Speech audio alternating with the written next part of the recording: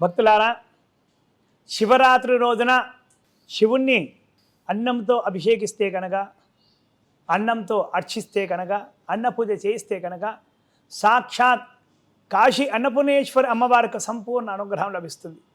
మీకు మీ ముందు తరాల వారికి అన్నపానీయాలకు ఎన్నటికీ కూడా లోటుండదు. అనుగ్రహం ఏ విధంగా ఉంటుందంటే ఆచంద్రార్కం. యుగాలు మారినా కూడా సూర్యచంద్రులు అస్సలు మారరు. వాళ్ళు తటస్థం. వాళ్ళు ఉన్నంత మటుకు మీకు మీ ముందు తరాల వారికి అన్నపానీయాలకు లోటు ఉండకూడదు. అంటే కనుక శివరాత్రి రోజున శివుణ్ణి అన్నంతో అర్చించాలి, అన్నపూజ చేయించాలి. అలా చేస్తే కనుక అత్యంత ధనవంతులు కూడా అవుతారు. ప్రతినిత్యం కూడా అన్నదానం చేసేటువంటి అర్హత మీకు లభిస్తుంది. అన్ని దానాల్లోకెల్లా అన్నదానం గొప్పది కదా. అన్నదానం చేయాలని చాలామంది కూడా అనుకుంటుంటారు కదా. వాళ్ళకి ఆ స్తోమత ఉండదు. చిన్నగా ఏదో కొన్ని చోట్లల్లా బియ్యం ఇవ్వడం కానీ, పప్పులు వేయడం కానీ, ఉప్పులు వేయడం కానీ, కూరగాయలు వాళ్ళ శక్తిని బట్టి వాళ్ళు ఇస్తుంటారు. పరిపూర్ణంగా అన్నదానం చేయించేటువంటి శక్తి మనకు కలగాలి. ప్రతినిత్యం కూడా మనం చాలామందికి ఎంతోమందికి అన్నదానం చేస్తూ ఉండాలి. ఆ స్థాయి మనకు రావాలి అంటే కనుక శివరాత్రి రోజున శివుణ్ణి అన్నంతో అర్చిస్తే చాలు, అభిషేకిస్తే చాలు. సాక్షాత్తు కాశీ అన్నపూర్ణేశ్వరి సంపూర్ణ అనుగ్రహం మీకు మీ ముందు తరాల వారికి అందరికీ కూడా లభిస్తుంది. అలాగే రుద్రాక్షలను నీళ్ళల్లో వేసి అరగంట సేపు ఉంచి ఆ నీళ్ళతో అభిషేకించాలి. అభిషేకించినటువంటి ఆ నీళ్లను తీర్థంగా స్వీకరిస్తే చాలు. సకల పాపాలన్నీ కూడా భస్మీపటలమైపోతాయి. మేరు పర్వతమంతా దూది రాశిని చిన్న నిప్పు కణిక ఏ విధంగా భస్మం చేస్తుందో అలా పాపాలన్నీ కూడా భస్మీపటలమైపోతాయి. తరగని సిరి సంపదలు మీ వశమవుతాయి. సాక్షాత్ ఆ కైలాసనాథుడి యొక్క సంపూర్ణ అనుగ్రహం మీకు లభిస్తుంది. ఆ భోళాశంకరుడు ఎంతో ఆనందపడతాడు. ఆ రుద్రాక్షలు అభిషేకం చేసిన తర్వాత రుద్రాక్షలు ఉంటాయి కదా, ఆ రుద్రాక్షల్ని చక్కగా ఆ మెడలో కట్టుకుంటే చాలు. సర్వరోగాలన్నీ కూడా మటుమాయమైపోతాయి. శరీరం పునీతమవుతుంది. సర్వ పాపాలన్నీ కూడా హరించుకుపోతాయి. ఎంతో విశేషమైనటువంటిది రుద్రాక్ష నీళ్ళతో అభిషేకం చేసినటువంటి ఆ రుద్రాక్షలను మనము మన ఇంటి వాళ్ళు ధరించడం. అలాగే ఇంకా ఉంటే కనుక అందరికీ పంచితే కూడా, చాలామంది ధరిస్తే కూడా వారి పుణ్యం కూడా మనకు ఖచ్చితంగా ఏదో కొంతంత ఖచ్చితంగా మనకు వస్తుంది. అంతటి విశేషమైనటువంటిది రుద్రాక్ష నీళ్ళతో అభిషేకం. అలాగే నవరత్నాలన్నీ కూడా నీళ్ళల్లో వేసి అరగంట సేపు ఉంచి ఆ నీళ్లతో పరమేశ్వరుని అభిషేకించాలి. అభిషేకించినటువంటి ఆ నీళ్లు తీర్థంగా స్వీకరిస్తే కనుక నవగ్రహ దోషాలు ఏమన్నా కూడా తొలగిపోతాయి. శరీరం దృఢత్వాన్ని పొందుతుంది. శరీరం గట్టిగా అవుతుందన్నమాట. ఆరోగ్య సమస్యలు ఏమున్నా కూడా తొలగిపోతాయి. గ్రహ బాధలన్నీ కూడా తగ్గుముఖం పడతాయి.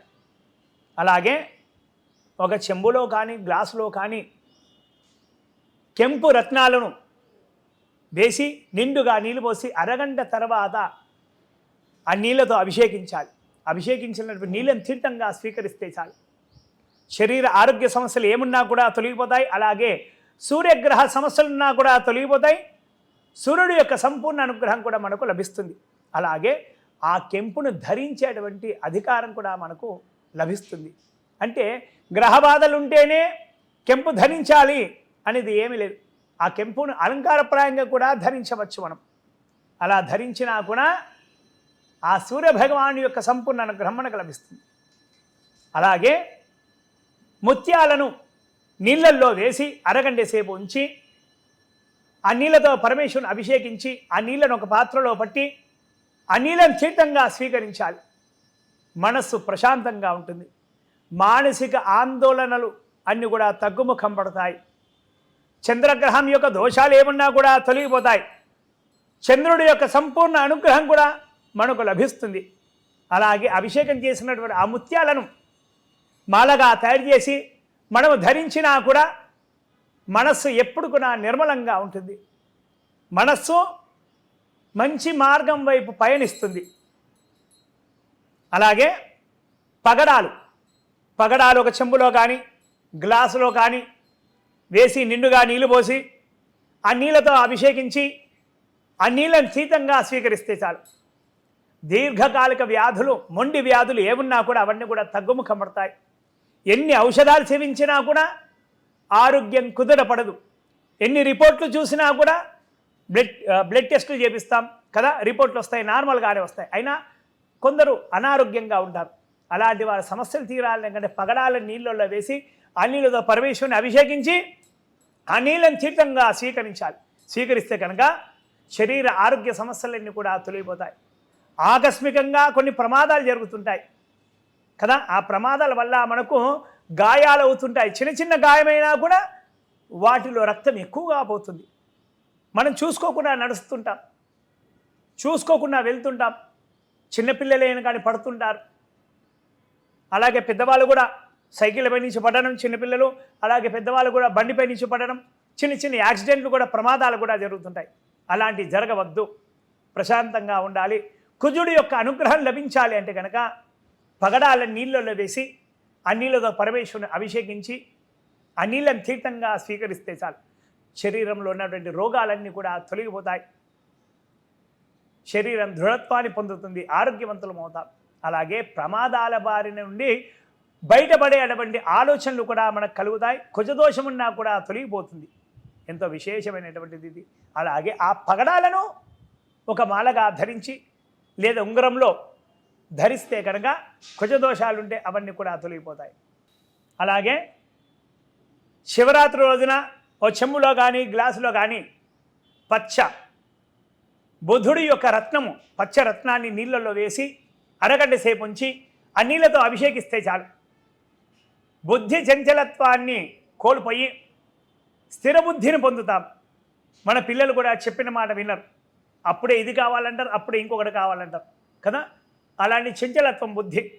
అలాగే మన ఇంటి వాళ్ళైనా సరే ఏదైనా కానీ ఆలోచన, అప్పుడే ఈ ఆలోచనలో ఉంటారు, తర్వాత ఇంకొక ఆలోచనలో ఉంటారు కదా. అప్పుడు ఈ మాట అంటారా, తర్వాత ఇంకొక మాట అంటారు. అంటే బుద్ధి అనేది చంచలత్వంగా ఉంటుంది, స్థిరంగా ఉండదు. అలా స్థిరంగా ఉండాలి. ఆ బుధుడి యొక్క దోషాలన్నీ కూడా తొలగిపోవాలి అంటే కనుక పచ్చను నీళ్ళల్లో వేసి అరగంట సేపు ఉంచి ఆ నీళ్ళతో అభిషేకం చేసి ఆ నీళ్లు అభిషేకించినటువంటి నీళ్లు తీర్థంగా స్వీకరిస్తే చాలు. బుధుడి యొక్క దోషాలన్నీ కూడా తొలగిపోతాయి. ఆ పచ్చను ఒక లాకెట్ లాగా చేసుకొని మెడలో ధరిస్తే చాలు. బుధగ్రహం యొక్క అనుగ్రహం కూడా లభిస్తుంది.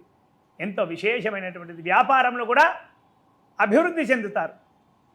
అలాగే శివరాత్రి రోజున పుష్యరాగాన్ని ఒక చెంబులో కానీ గ్లాసులో కానీ వేసి నిండుగా నీళ్లు పోసి అరగంట సేపు ఉంచి ఆ పుష్యరాగాన్ని స్వామివారికి అభిషేకించి ఆ నీళ్ళను ఒక పాత్రలో పట్టి చైతంగా మనము స్వీకరించాలి, మన పిల్లలకు కూడా ఇవ్వాలి. ఇస్తే కనుక మంచి విద్యాబుద్ధులు వారికి వస్తాయి. అలాగే గురుగ్రహ దోషాలన్నీ కూడా తొలగిపోతాయి.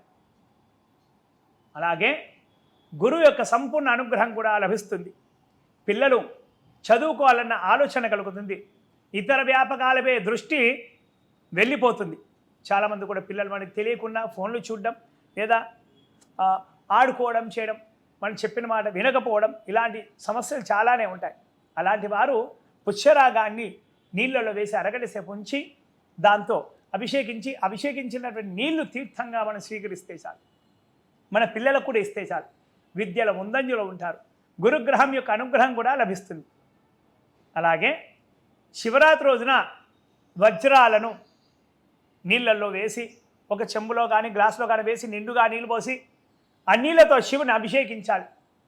ఆ నీళ్లు ఒక పాత్రలో పట్టుకొని మనము మన ఇంటిలో బాధ అందరూ కూడా తీర్థంగా స్వీకరిస్తే చాలు. శుక్రగ్రహం యొక్క దోషాలన్నీ కూడా తొలగిపోతాయి.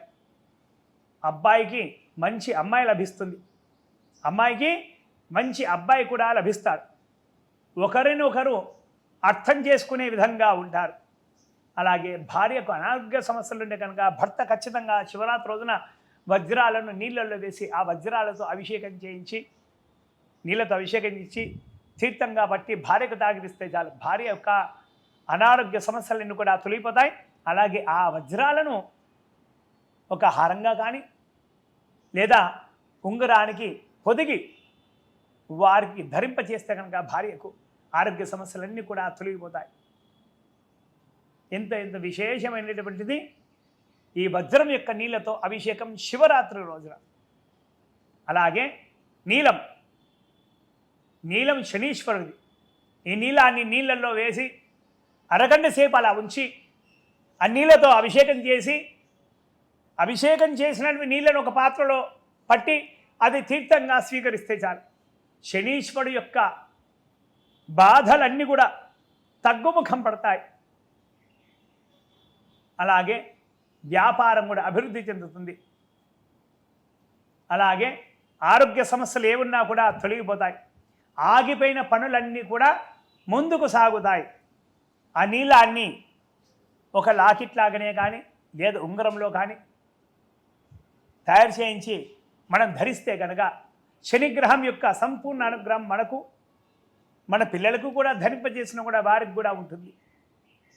అలాగే గోమేధికం, రాహుగ్రహం యొక్క గోమేధికం రత్నాన్ని ఒక చెంబులో కానీ గ్లాసులో కానీ వేసి నిండుగా నీళ్ళు పోసి అరగంట తర్వాత అభిషేకించి ఆ నీళ్లను తీర్థంగా ఒక పాత్రలో పట్టి తీర్థంగా స్వీకరిస్తే చాలు, నేత్రానికి సంబంధించినటువంటి వ్యాధులన్నీ కూడా తొలగిపోతాయి. శత్రు సమస్యలు ఏమున్నా కూడా అవన్నీ కూడా తొలగిపోతాయి.